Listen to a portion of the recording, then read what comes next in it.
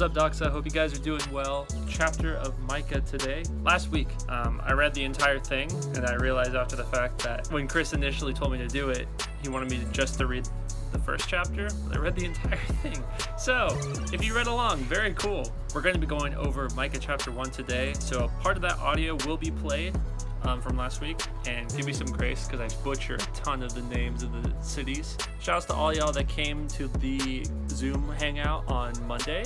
That was really fun. I enjoyed seeing a bunch of old pictures and a bunch of memes. We're most likely going to do that again, so make sure everyone's in the loop on that. We tried to reach out to as many people as we could, so if you know some homies that weren't there and you want them to come, make sure you bring them. Just want to hang out, see how you guys are doing. Again, if you need anything, please feel free to reach out. Let's get on with the virtual Doxa, yeah? Alright, see you guys.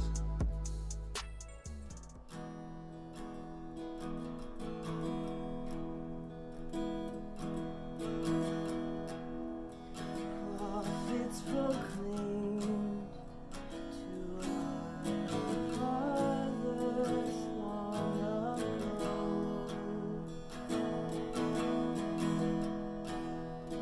Turn from your statues and your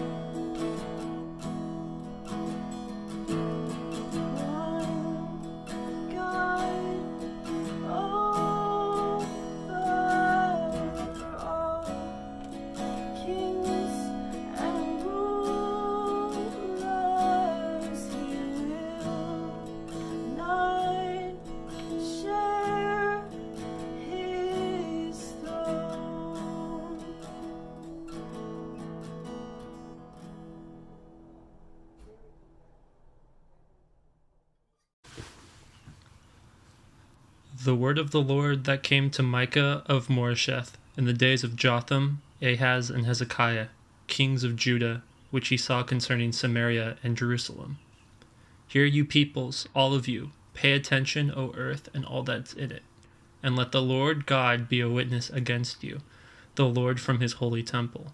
For behold, the Lord is coming out of his place, and will come down and tread upon the high places of the earth, and the mountains will melt under him, and the valleys will split open, like wax before the fire, like waters poured down a steep place.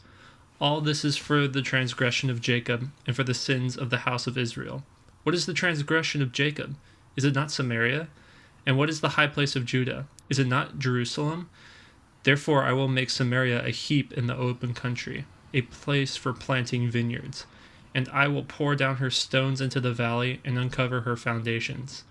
All her carved images shall be beaten to pieces. All her wages shall be burned with fire, and all her idols I will lay waste. For from the fee of a prostitute she gathered them, and to the fee of a prostitute they shall return. For this I will lament and wail. I will go stripped and naked. I will make lamentation like the jackals, and mourning like the ostriches. For her wound is incurable, and has come to Judah. It has reached to the gate of my people, to Jerusalem. Tell it not in Gath, weep not at all. In Beth-le-Aphrah, roll yourselves in the dust. Pass on your way, inhabitants of Shapir, in nakedness and shame, the inhabitants of Zanan. Do not come out. The lamentation from Beth-Ezel shall take away from you its standing place. For the inhabitants of Marath wait anxiously for good, because disaster has come down from the Lord to the gate of Jerusalem. Harness the steeds to the chariots, inhabitants of Lachish. It was the beginning of sin to the daughters of Zion, for in you were found the transgressions of Israel. Therefore you shall give parting gifts to Moresheth Gath. The houses of Achzib shall be deceitful thing to the kings of Israel. I will again bring a conqueror to you, inhabitants of Mareshah. The glories of Israel shall come to Adullam. Make yourselves bald and cut off your hair, for the children of your delight. Make yourselves as bald as the eagle, for they shall go from you into exile. Hey Doxa, hopefully you guys are doing good. I'm really excited about our teaching for today. I'm really excited about our journey through Micah. Hopefully things are going well. If you guys, just a thought, like if you guys do have any questions about anything, if you guys are struggling with anything, if you guys need someone to talk to, we are totally here for you guys. Just so you know, we love you guys. We miss serving you. And if there is anything that we can do for you guys, please just let us know. Okay, so hopefully you guys are doing well. I miss you all. Today we're going to be going through Micah. The teaching from today is Micah chapter 1, verses 1 through 6. I encourage you guys to read through the book of Micah, to continue to read and read. I encourage you guys to read along with me. Take part of your day and try to read through Micah, whether it's just a chapter or the whole thing. But in other parts, take time and read through all of Micah. You're going to find that Micah is unlike anything that you've ever read before. Okay, in our day and age, when things get tough, we end up quitting. We quit and we like to do things that are easy. Reading and understanding Micah is going to take a lot of work. Okay, but that's a good thing. Sometimes the hardest things in life are the most worth it. So take time, read through Micah. Ask me questions. Okay, I encourage you to read Micah every single day. Maybe read all of it in one sitting. Go on to Bible Gateway and listen to Micah. Go on, there's a little thing you can press listen, and Max McLean or someone will read all of Micah to you. But I think you should really sit and try to listen to all of Micah. Wash yourself in Micah. And if you do have any other questions, ask. We'd love to answer the questions for you. But Micah is writing to an audience that is very, very far removed from us in the United States. Micah is writing under the influence of a king. And we don't understand what it's like to be under a king. If you were to think about what it's like to be under a king, it's really different, okay? So you cannot talk and you cannot act the same in the midst of a king. You cannot talk to a king like you would that you would talk to your friends. You don't talk to a king in the same way that you talk to your friends. Okay, you cannot treat a king in the same way that you would treat your friends, or in the way that you would interact with your brothers or your sisters. When the king is talking, when you are reading a document from the king, it requires your utmost attention. When you are listening to the king, you pay attention to the king. Okay, Micah is written by the king to his subjects, and God is king, and his people are and his people are Israel and us.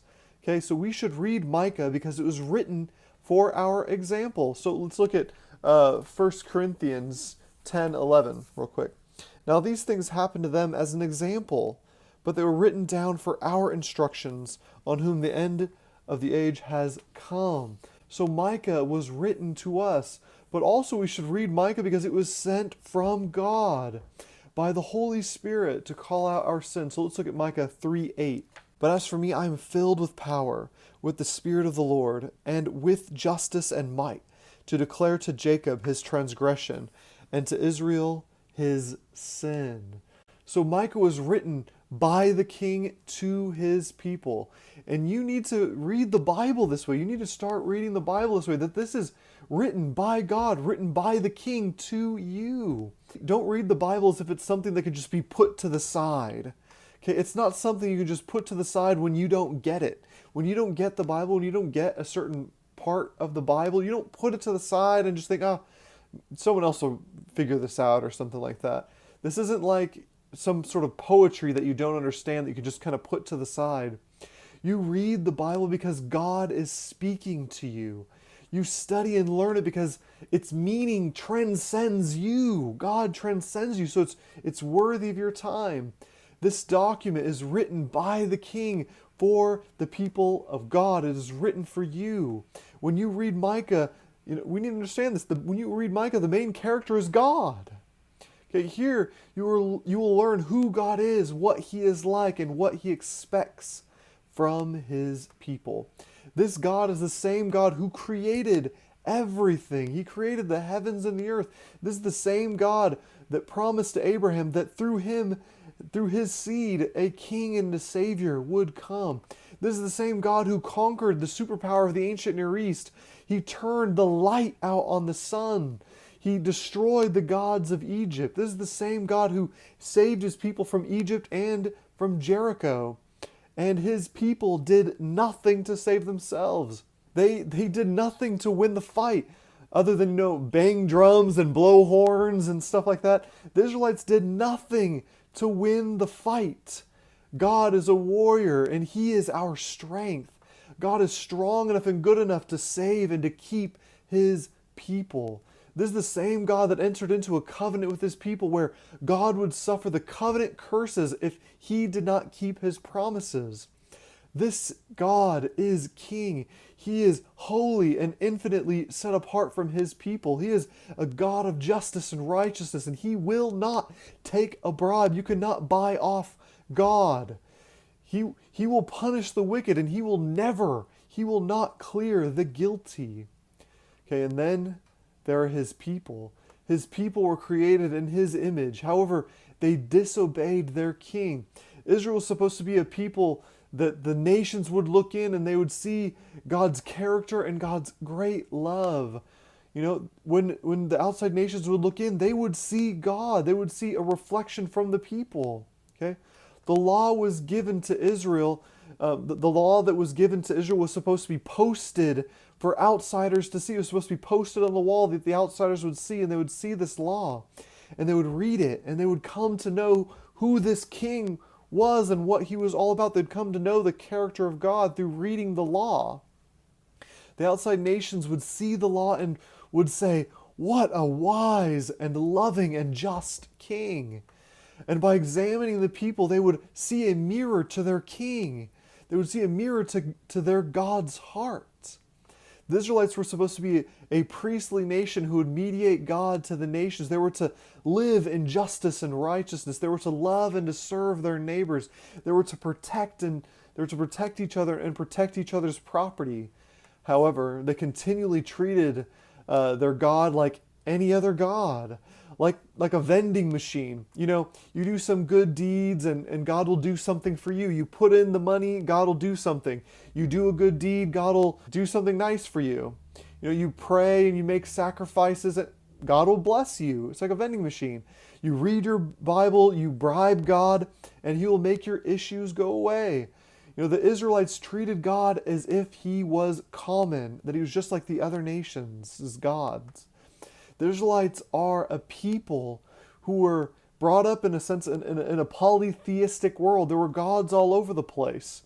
From Abraham until after exile, the Israelites were obsessed with their fathers' gods and their idols.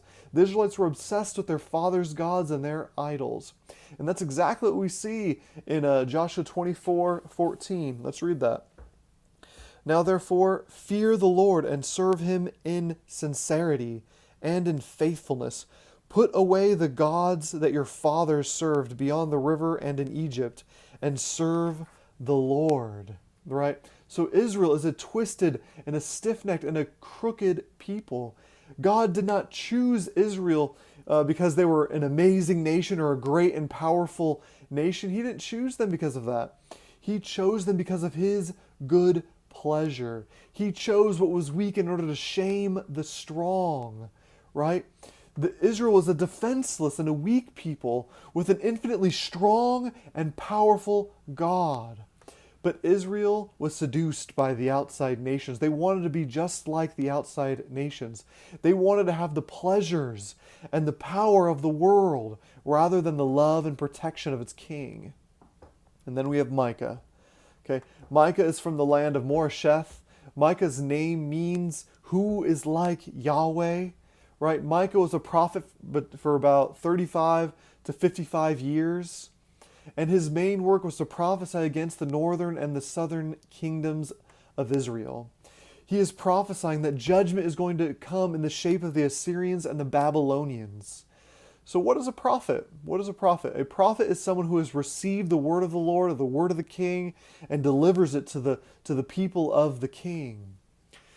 Now Micah has come to deliver the word of the king to the people of the king. So the first thing that we have to understand is that this king's judgment has no jurisdiction. This king's judgment has no jurisdiction. Okay? In Micah 2:2, God is using Israel as an example to the whole world. Okay? God is using this people as an example to the whole world. So Micah 1:2, hear you peoples, all of you. Pay attention, O earth, and all that is in it, and let the Lord God be a witness against you, the Lord from His holy temple. This is what will happen if you do not worship God as He deserves. God has planned to make an example out of His own people, to drive the nations to repentance. Israel has not obeyed the Lord. They've continually broken His covenant. They've continually broken His covenant. Yes, God is a God of long suffering, but His patience does not last forever. Israel will be made into an example for the whole world. That if you don't bow to this one God, you will be judged just like Israel. Israel is not being spared. If God is willing to punish His own people, He will most certainly judge the entire world. God is king, not just over Israel, but over the whole world. In the ancient Near East, it was thought and believed that the gods of this nation or of a nation had no power over other nations. They only had power over this nation. However, God is a God over all. He is not some tribal deity. He builds up nations and destroys other nations. In verse 3, God describes His power. He created the whole world, and in His judgment, He will destroy it. So let's look at that. Micah 1:3, for behold, the Lord is coming out of His place, and will come down and tread upon the high places of the earth, and the mountains will melt under Him, and the valleys will split open like wax before the fire, like waters poured down a steep place. God is coming in judgment. The King, the Most High, is going to come down from His throne to walk on the mountains, and they will melt under him. This is no ordinary king. This is a vision of judgment and cosmic destruction. Nothing can stand before his judgment. This is not like anything like punishment coming from home. This is not like your parents punishing you. This isn't like getting in trouble at school. I remember getting in trouble at school. I remember being sent to the principal's office. In fact, it happened quite a bit when I was a kid. I used to get in fights. I used to get in trouble all the time. And it was at this specific point in my life where I was kind of getting in trouble left and right. And sometimes I was, maybe I didn't get in trouble, but I was doing things I wasn't supposed to do all the time. And I remember being called into the principal's office, and my heart was throbbing because I was a troublemaker. And I was trying to figure out, what was I in trouble for this time? Had this whole list of things that I'd done, and I'm like, shoot, what did I get in trouble for this time? Was it that one thing? Was it this one thing? And my heart was throbbing. I was trying to figure out what I was going to get in trouble for. And then I got into the principal's office, and my grandpa was already there. I was living with my grandpa and my grandma, and I guess I'd gotten suspended. And once I got home, I got a whoop down. But my punishment, it didn't last forever. Yeah, it hurt. My grandpa's a 6'8" man. He's a mighty man, but he is not God. When he stands on mountains, they don't melt like wax. But when God does come down from judgment, the world starts to fall apart in his wrath. This is the God of the universe coming down. Imagine God splitting open the cosmos, coming down, standing on the mountains, and they are melting like wax. Okay, when he comes down, the earth splits open and it melts away by his coming. In verse 5, we come to know who the object of his judgment is. We come to know who the object of God's wrath is. The Israelites were awaiting a time when their king would set up Israel as a place of cosmic worship and their enemies would be trampled. However, they never understood that Israel was supposed to be a priestly people who were to mediate God to the nations. Israel was to be a place where nations would come to worship the one true God. Israel was to mediate and to serve God to the nations. In Micah 5, God's judgment is not for the nations, but it is for Israel. Israel, because of their hardness of heart and their love for other gods, they will be destroyed. So let's look at verse 5. All this is for the transgression of Jacob and for the sins of the house of Israel. What is the transgression of Jacob? Is it not Samaria? And what is the high place of Judah? Is it not Jerusalem? Because of Israel's sins, judgment is coming. Judgment is coming. What are the sins of Jacob? It is Samaria. Samaria is the capital city of the northern kingdom, and the southern kingdom's capital is Judah. Micah kind of uses a play on words here. What are the high places? High places are the usual spots for cultic idol worship. Judah has become a place of idol worship.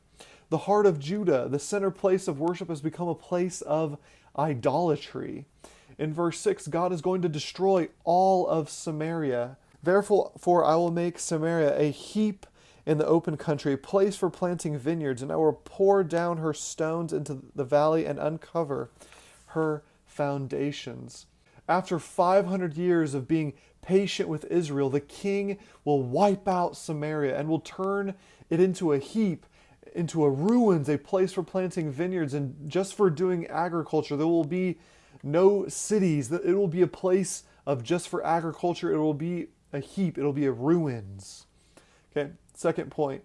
God's judgment is going to be catastrophic. Let's look at Micah 1:3 again. For behold, the Lord is coming out of his place and will come down and tread upon the high places of the earth. And the mountains will melt under him, and the valleys will split open like wax before the fire, like waters being poured down a steep place. So when God comes down, his wrath will be catastrophic. The language here, in a sense, has two horizons. In a sense, this will come to pass, yes, on Israel. God will come in and destroy Israel. Israel will endure God's catastrophic wrath. Catastrophic wrath that will be by the Assyrians in 722, and then in a sense by the Babylonians in 586. But this judgment will also come to pass in the latter days. It will be fully realized in the latter days, when God will destroy this world and will create a new heavens and a new earth. Devastating wrath will come upon Samaria. Let's look at Micah 1:7. All her carved images shall be beaten to pieces. All her wages shall be burned with fire. And all her idols I will lay waste, for from the fee of a prostitute she will gather them, and to a fee of a prostitute they shall return. Israel is being judged because they could not get rid of their idols. Abraham and his entourage carried idols with them to Egypt. And coming out of Egypt into the promised land, they still had them. With Solomon, he built high places and allowed the nations to bring idols in. The kingdom split, and for 200 more years, Israel has practiced idolatry. Israel gave themselves to the nations to worship other gods. Israel prostituted itself to the nations so that they could have gods that they wanted. They didn't want Yahweh. They wanted gods that were comfortable. They wanted idols that would take a bribe. They wanted idols that could be paid off, by a sacrifice. But the king of Israel cannot be bought off. He will not take a bribe. His wrath is inescapable. He will come and to destroy their idols, showing them how worthless they are. Then he is going to use Assyria to come and to destroy all of their idols, all of their belongings with fire. God will use an idolatrous people to judge his idolatrous nation. Assyria will come in and destroy and burn everything. And this is all, in a sense, sovereign wrath. This is all a work of God, cosmic wrath. And this all points forward to a final judgment where the whole world will be destroyed and the wicked along with it in hell. Micah goes on in 8-9 to tell us that he is lamenting all through Israel because their wounds are incurable. Their pending wrath is certain. Let's look at this. Micah 1:8-9. For this I will lament and wail. I will go stripped and naked. I will make lamentation with the jackals and mourning like the ostriches. For her wounds is incurable, and it will come to Judah. It has reached to the gate of my people, to Jerusalem. Micah wails and laments because the sin of God's people has reached Judah, the heart of Israel, and has reached to the gate of Jerusalem, even to the capital city. Their wounds are incurable, and God's wrath is coming. Micah is wailing and lamenting and languishing that the fact that his people will be destroyed. They're about to endure the ultimate cosmic wrath of God. Then verses 10-15, God lists all the cities that his wrath will reach. In Shapher, they will be stripped and they will be naked, a sign of the curse. Remember in Genesis, they realized that they were naked. In a sense, that's a curse, that they will be made naked. In Marath, they will, look for the goodness of God. God, we expect your goodness, Lord, but only disaster will come. In Lachish, this is the place where sin came to its beginning in Zion, and they will be destroyed. In Maresheth, they will be carried out by chains into exile, where they will be fully conquered. And finally, in verse 16, Israel is compared to the mother of children. There they're told to become bald. Making yourself bald is a sign of intense mourning. In the ancient Near East, to become bald is to throw up your hands and to give up and to mourn. The king's people are about to experience the king's ultimate wrath, and an ultimate wrath that they've never felt before. The king's wrath is inescapable. The king's wrath covers the world. It is catastrophic, but it does not last forever. I can't leave you with this. In Micah 7:18, let's read that real quick. Who is a God like you, pardoning iniquity and passing over transgression for the remnant of his inheritance? He does not retain his anger forever, because he delights in steadfast love. He delights in steadfast love. The king's wrath does not endure forever, does not last forever, because finally it is meted out on the cross. God is a righteous judge who does not acquit the guilty. His judgment is on all because all have sinned. But then how can God be merciful if he does not acquit the guilty? How can God be merciful if he doesn't acquit the guilty? If we are all sinful, then we all must be guilty, and we all must then, endure the wrath of God. However, Jesus, the Son of Abraham, takes our punishment so that we may become the children of God. The King can be merciful on us because his judgment was meted out on his Son. The King does not retain his anger forever because it is meted out on Christ at the cross. So yes, judgment is for all of God's people, all people across the nations, all people at all times and all places deserve God's ultimate wrath because all have sinned. And because God does not acquit the guilty, we will all endure punishment.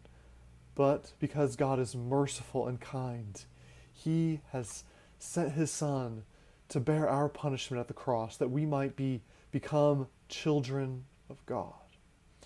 So Doxa, I love you. I hope you guys have enjoyed this reading through Micah. And like I said, I continue to encourage you to read through Micah, bathe yourself in Micah, read through each chapter, read all of Micah in one sitting. And I think that you guys will be encouraged and you will come to know who this King is. I want you to know this King. I want you to love this King. I want you to treat this King as he is, King. Not like your friends, not like your brothers or sisters.